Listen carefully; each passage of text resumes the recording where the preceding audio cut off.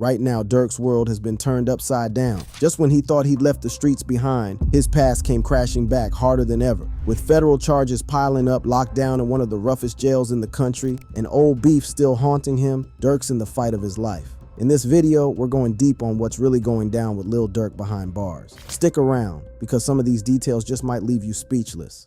Life behind bars. Lil Durk is really going through it right now. Just when he thought he was on the verge of turning his life around, everything flipped. Y'all remember, right? Just a couple months back, Durk took to Instagram, making it loud and clear that he was leaving the old life behind. He posted, "Don't label me as anything outside of a man, a father, and 1000% Muslim, The Voice." He wanted everyone to know he was stepping into a new chapter. He said he was done with the streets, and from now on, he was living by faith. His words hit hard. "If you follow me as a brother, a friend, an icon, follow me to my new chapter." It was a powerful moment, a sign that he was leaving all that street life in the past and moving forward. But now, it seems like the past isn't quite done with him. On October 24th, the rapper's journey took a hard left. That day, Durk found out 5 of his close associates had been arrested just the day before. He knew right then that his past was catching up fast, so he tried to make a move. Durk booked 2 one-way flights to Dubai and Switzerland. It was a desperate attempt to leave it all behind, but the last-minute bookings raised red flags right away. U.S. Customs and Border Protection flagged the flights and the FBI got involved. Turns out those commercial flights were just a cover. Durk had actually arranged for a private jet to leave Miami and head straight to Italy, hoping to slip away without the feds knowing, but it didn't work. On the evening of October 24th, just an hour before that jet was set to take off, FBI agents closed in. They arrested him right there at the Miami area airport around 8 p.m. Durk was hit with a murder for hire charge and taken straight to Broward County Jail, held without bond. And let's just say, based on everything we've heard about Broward, he's not having a good time there. For those who don't know, Broward County Jail is the main lockup out in Fort Lauderdale, Florida. Now, he didn't catch this charge in Florida, but since they picked him up there, that's where he's being held. Broward's got a rep for its strict conditions, and trust me, it's rough. The jail is right in the heart of Broward County, and it's so big they had to split it into 4 sections just to manage it all. The main jail is where they keep the high-profile and notorious inmates, so it's very likely that Durk's there too. Inside Broward, they don't care who you are or how big your name is. It's all about the weight of your charges. No VIP treatment, no exceptions. Lil Durk isn't getting any special privileges here. He's playing by the same hard rules as everyone else. For someone used to a whole different lifestyle, this has to be a harsh new reality, one that hits different every single day. Depending on where you're placed, the security changes, but in the main jail, it's full lockdown, maximum security. Broward's main jail is like an 8-story fortress with thousands of cameras watching every corner, every move. If Durk thought he might catch a break in here, he's got another thing coming. And it's not just the cameras keeping inmates on lock. Broward's known for its rough conditions, and there's a history of guards allegedly taking things way too far. Just look at the case of Kevin Desir, an inmate who got caught up with the staff during a mental health crisis. They say he was beaten so badly that he was left in a vegetative state and eventually passed away. And the guards aren't the only issue. Broward County Jail's been in the spotlight for a disturbing number of inmate deaths in recent years. 21 lives lost in less than 3 years. These cases have only fueled demands for reform, with concerns about medical neglect and harsh treatment making headlines. The Broward Public Defender's Office has even called for outside oversight, pushing to expose what they describe as a culture and climate of neglect. One of the cases that hit hard was Joseph Kirk, a 34-year-old inmate who died in the facility's hospital. Kirk was there on a misdemeanor, locked up in the jail's detox unit, where conditions reportedly were anything but good. His death, like so many others, raised big questions about the quality of medical care inside. According to the Public Defender's Office, Kirk might have died because of issues with detox protocols or even drugs smuggled into the facility, a grim reminder of the cracks in the system. The sheriff of the county even admitted that Broward lacked the resources to properly care for those who need it most. That's why the county recently approved a $1 million plan to improve mental health and substance abuse services for inmates. But here's the thing, the sheriff himself has said that $1 million won't do much. He estimates that Broward's jails would need about $12 billion over the next 2 decades just to get things on track. And let's be real, that kind of money isn't exactly pouring in. So Durk is looking at the same rough conditions and vulnerabilities that have made Broward infamous. And here's the real twist. Durk isn't the only big name in hip-hop dealing with this spot. YNW Melly's been sitting in Broward for years, facing double murder charges that have had the whole industry buzzing since day one. Back in 2018, Melly, real name Jamel Demons, was hit with charges for the murders of two close friends, Anthony Williams, aka YNW Sack Chaser, and Christopher Thomas Jr., known as YNW Juvie. The story's wild. The incident happened the night of October 26, 2018. Melly and his friends gathered for a late-night recording session. After the session, Melly, Sack Chaser, Juvie, and Cortland Henry, YNW Bortland, were seen leaving the studio together. But just hours later, on October 27th, Juvie and Sack Chaser were found dead, bodies riddled with bullets. Melly and Bortland told police it was a drive-by shooting, but authorities weren't buying that story. NW allegedly rapped about the incident in his song Murder on My Mind. Many people believe lines like, "I didn't even mean to shoot him, he just caught me by surprise. I reloaded my pistol, cocked it back, and shot him twice." In the song shows his involvement. Prosecutors believe YNW Melly, allegedly linked to the Bloods gang, killed his friends over money and creative credit. Since his arrest in 2019, Melly's case has been nothing short of chaotic. His first trial kicked off in 2023, but ended in a mistrial when the jury couldn't reach a verdict, pushing him straight into a retrial. And it's been delay after delay since then. Evidence disputes, appeals, motions, the whole 9 yards. His retrial is now set for September 2025, but with every delay, Melly's just stuck in Broward with no end in sight, and it's taking a toll. The conditions at Broward are so rough that Melly actually filed a lawsuit against the Broward Sheriff's Office, pushing for immediate release. His attorney, Michael A. Pittsy Jr., claims Melly's been held in solitary confinement for over 3 years without any contact with his family, including his mother. The lawsuit goes even further, saying his treatment violates multiple constitutional rights, the First, Fifth, 6th, 8th, and 14th Amendments. But it gets deeper. The petition details an incident back in April 2022, where another inmate falsely accused Melly of planning an escape. That one rumor led to a full shakedown of his cell and even more restrictions on his communication. Now, the petition is demanding Melly's immediate release, calling out the abusive and unconstitutional conditions he's been held under. To make things worse, Melly's tried multiple times to get some relief through the state courts, but every time, he's been shut down. And you gotta wonder, maybe Durk's starting to feel that same pressure now too. Broward doesn't care if you're famous or forgotten. In here, everyone's up against those same harsh conditions. And with Durk facing his own charges in this infamous jail, he might just be getting a taste of the same brutal treatment that's kept Melly fighting for basic rights. And it's not just Durk and Melly who've had to face Broward's dark side. Sean Kingston, known for his catchy hits and laid-back vibe, ended up behind those same bars earlier this year on serious fraud charges. Back in May 2024, Kingston and his mother, Janice Turner, were hit with allegations of a fraud scheme worth over $1 million. We're talking money, luxury jewelry, a Cadillac Escalade, high-end furniture, the works. Kingston was picked up by law enforcement while performing at Fort Irwin, an Army base in California. Meanwhile, his mother was taken down in a SWAT raid at Kingston's rented mansion in Fort Lauderdale. Broward's authorities weren't holding back. A couple of months later, in July, a Miami grand jury officially indicted both Kingston and his mother on federal charges, 1 count of conspiracy to commit wire fraud and 5 counts of wire fraud each. Prosecutors alleged that they scammed sellers of high-end cars, jewelry, and luxury goods, pretending they paid through wire transfers when, in reality, no money had ever moved. The stakes are high. If convicted, they're each looking at up to 20 years in prison per count. After spending some time locked up in Broward, Kingston managed to post a $100,000 bond with his own home mortgage used as collateral. Once he got out, he took to social media with, "It's great to be home, a special. Thanks to God, my family, my friends, and my legal team." It was clear that life behind bars wasn't the vibe he was used to, a reality check that showed just how rough Broward can be. Right now, Durk's only break is that he's expected to be moved to California in the coming weeks, where his alleged crime was committed. But let's not forget, the federal case Durk is facing is no joke. If prosecutors build a solid case, he could be looking at life in prison, or depending on the charges, even the death penalty. And from what we're seeing, the feds aren't playing around with him. The federal case against Lil Durk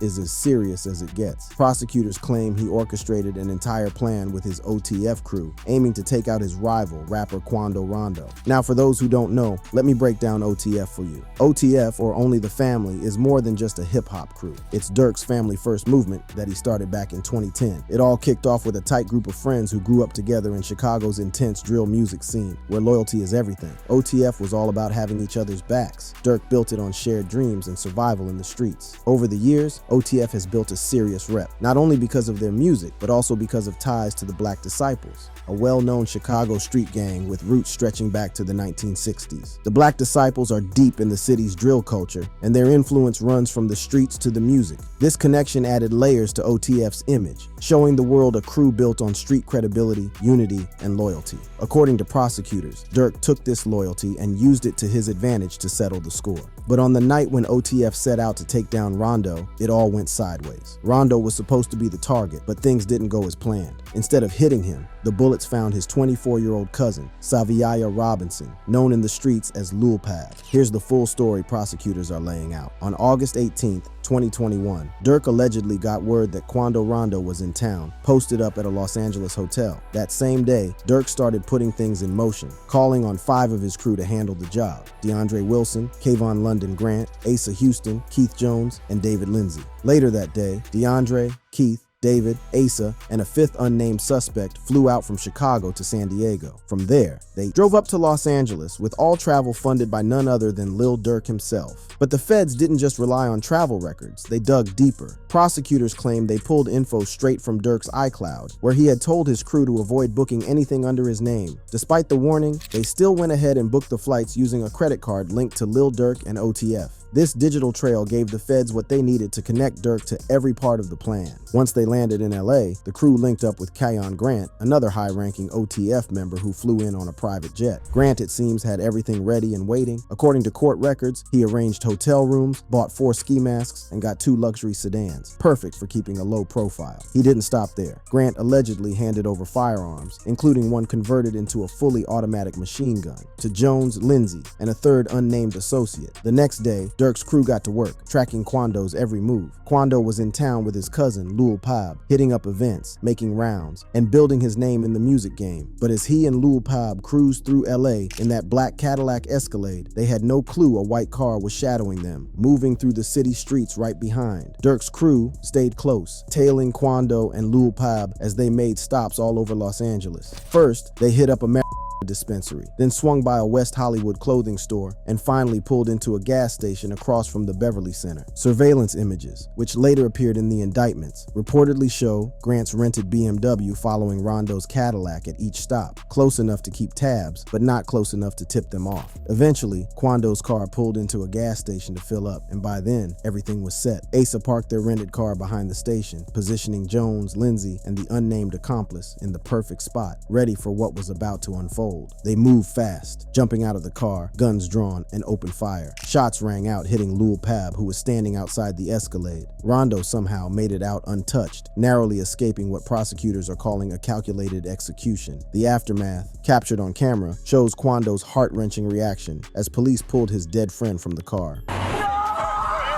After the shooting, Durk's crew wasted no time. They immediately took off, regrouping at an In-N-Out to settle up payment details with Kayvon Grant. Confident they'd pulled off the mission, they made their way back to San Diego, hopped on a flight, and returned to Chicago like everything was under control. But the past has a way of catching up. On October 23rd, 2024, years after that night, the 5 OTF members were arrested in Chicago. It was only after their arrest that Durk tried to make his escape, but what he didn't know, one of his own crew members had been keeping an eye on him, feeding information to the feds the whole time. Leaked court documents revealed there was an informant on the inside. This informant, known as OTF Jam, had allegedly been wired up for years, feeding evidence straight to federal agents. Reports say Jam had served 12 years for attempted murder and was released in 2022. But instead of going quiet, he flipped, providing the feds with details that linked Durk to the murder for hire scheme. For a lot of people, Jam snitching cuts real deep. It's the ultimate betrayal. He and Durk were close, and Durk had held him down when it mattered most. While Jam was locked up doing a 12-year stretch for attempted murder, Durk stepped up big time. He made sure Jam's needs were covered, paid his legal fees, bought him a house and a car, even dropped over 50 grand in cash to keep him steady. You know what I'm saying? He ain't gotta ask shit, bro. He said he gave you 50, bro. You know what I'm saying? Fact. More than that. More than that. But shit, can you tell us how much he gave you, or you don't want to even? No, we ain't gotta get into all that, but bro made sure he made a way for me to be straight, like. And it didn't stop there. Durk was always hyping Jam up on live streams, showing public support for his guy.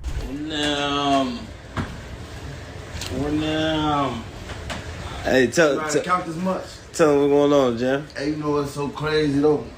Motherfuckers be sitting up there doing all this, sneak this and the internet games and all this. Up some money, do something. Like, But Jam's betrayal was only part of the storm Durk's facing. The legal hits just keep coming. On November 8, 2024, federal prosecutors turned up the heat, stacking more charges against him. What started as a single charge of using interstate facilities to commit murder for hire has now grown into 3 counts, adding one for conspiracy and another for using, carrying, and discharging firearms, including a machine gun, in connection with a violent crime that led to death. With these new charges, Durk's fight just got a whole lot tougher. But there's one question that's still on everyone's mind. Why did Lil Durk allegedly target Quando in the first place? Why Lil Durk wanted Quando dead?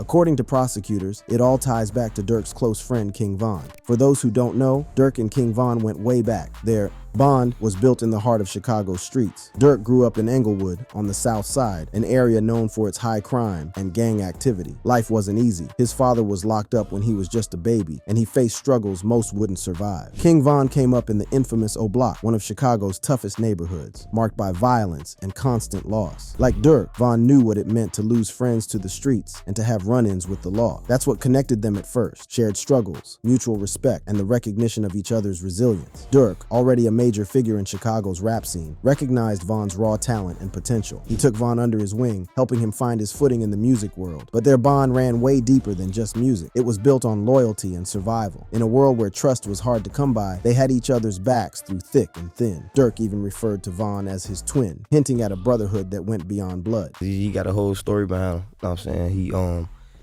He from O Block. Okay. You know what I'm saying? That should speak for itself. Nah. But you know what I'm saying? He just real. You know what I'm saying? His music, he just a real just I fuck with him. You know what I'm saying? It's my brother.